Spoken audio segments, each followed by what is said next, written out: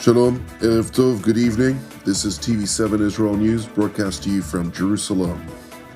Israel and Egypt seek to improve their bilateral relations as Jerusalem and Cairo work together to realize President Donald Trump's so-called 20-point plan. U.S. Vice President J.D. Vance notes that Washington will not force Israel to accept Turkish troops in the Gaza Strip.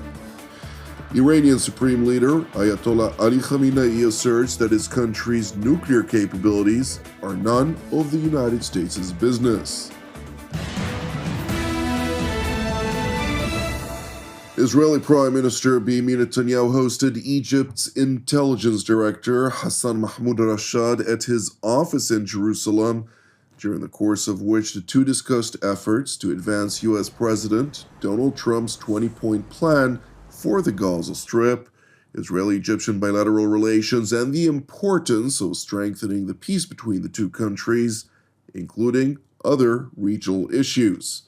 The meeting was announced while U.S. Vice President J.D. Vance is visiting Israel, during the course of which the American-led Civilian Military Cooperation Center, or CMCC, was inaugurated in the presence of the American VP, President Trump's special Mideast envoy Steve Witkoff, and Jared Kushner, alongside CENTCOM Commander Admiral Bradford Cooper.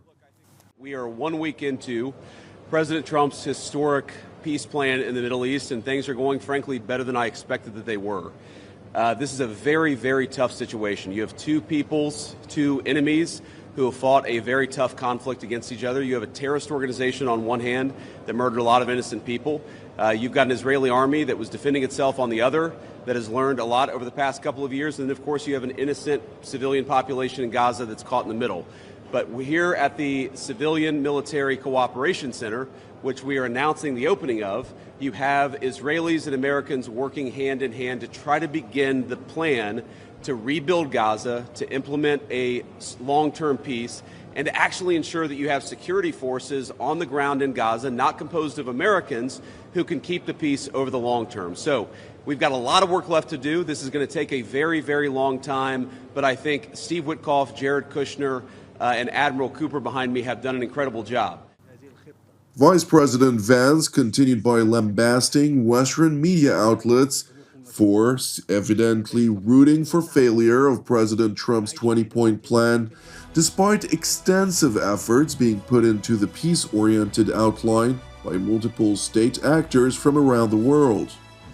I want to say that there is this weird attitude I've sensed in the American media and the Western media where there's almost this desire to root for failure, that every time something bad happens, that every time that there's an act of violence, there's this inclination to say, oh, this is the end of the ceasefire, this is the end of the peace plan. It's not the end. It is, in fact, exactly how this is going to have to happen when you have people who hate each other, who have been fighting against each other for a very long time. We are doing very well. We are in a very good place. We're going to have to keep working on it, but I think we have the team to do exactly that. So with all thanks to our partners, both in Israel but all across the Gulf Arab states, Indonesia, the Turks, we are doing an amazing thing here, and I'm particularly proud of the American troops working at the command center who are coordinating this effort and making it possible. Vice President Vance further addressed the slow pace in which the Islamist Hamas terror organization takes its time to deliver the remaining hostages who've been murdered in Hamas captivity. It is a focus of everybody here to get those bodies back home to their families so that they can have a proper burial. Now, that said, this is difficult. This is not going to happen overnight. Some of these hostages are buried under thousands of pounds of rubble. Some of the hostages, nobody even knows where they are. That doesn't mean we shouldn't work to get them, and that doesn't mean we don't have confidence that we will. It's just a reason to counsel in favor of a little bit of patience. In relation to repeated statements by Hamas officials claiming that the terror group had not agreed to relinquish its weapons, Vice President Vance emphasized the following. Our warning to Hamas is very straightforward. The terms of the 20-point plan that the president put out there is very clear. It's supported not just by Israel, but by all of our Gulf Arab friends. It's that Hamas has to disarm. It's that Hamas has to actually behave itself. and that Hamas, while all the fighters can be given some sort of clemency, they're not going to be able to kill each other, and they're not going to be able to kill their fellow Palestinians. Now, again, that's going to take a little bit of time. We're talking about how to set up the security and humanitarian apparatus to put all this in place. But right now, where I stand, I feel confident that we're going to be in a place where this peace lasts, where it's durable. And if Hamas doesn't cooperate, then as the President of the United States has said, Hamas is going to be obliterated. It is worth noting that while the United States accepted Hamas's narrative about difficulty locating some of the hostages who were murdered by Hamas terror operatives in captivity, Israel is convinced that the terror group actually does know exactly where they are. Let it be known and understood, we are still demanding for the bodies of our deceased hostages to be returned by the terror organization Hamas. We know Hamas can return them, and we know that Hamas is aware of where they are located. As Hamas continues to make the excuse they cannot locate them, let's make something very clear. Hamas dragged our hostages into Gaza and either murdered them on October 7th or during captivity, with the sole exception of a soldier taken in 2014. No one misplaces people they kidnapped. Any suggestion that Hamas doesn't know where the hostages are is not just an excuse, it's part of their propaganda.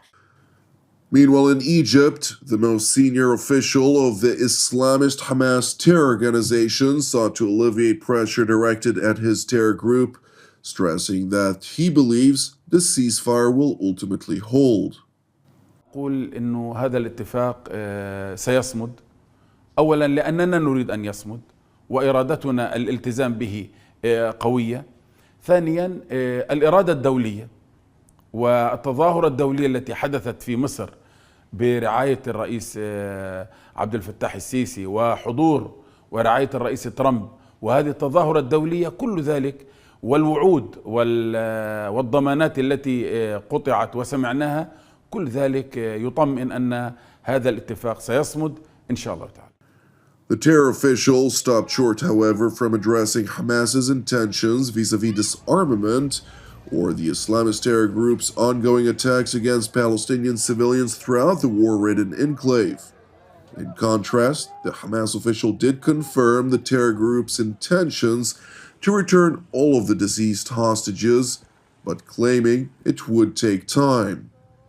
نحن والفصائل الفلسطينية جادون وماضون في تسليم جميع الجثامين كما ورد في الاتفاق، لكن نجد صعوبة بالغة لأن هذه الجثامين ومع تغير طبائع الأرض وغيره، بعضها في باطن الأرض وبعضها تحت المباني الكبيرة والشاهقة، ويحتاج إلى وقت ويحتاج إلى معدات كبيرة، ولكن التصميم والإرادة إن شاء الله توصلنا إلى إنهاء هذا الملف كامل. Making a sharp turn to Iran, where the Islamic Republic's so-called supreme leader, Ayatollah Ali Khamenei, utilized an address to his followers for the purpose of attacking U.S. President Donald Trump, stressing that whether Iran has nuclear capabilities or not is none of the United States' business.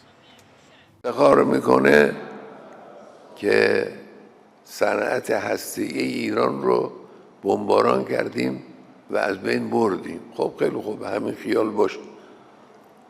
اما اصلا شما چه کاره هستید که اگر یک کشوری صنعت هسته‌ای داره شما دخالت کنید بگید باید و نباید؟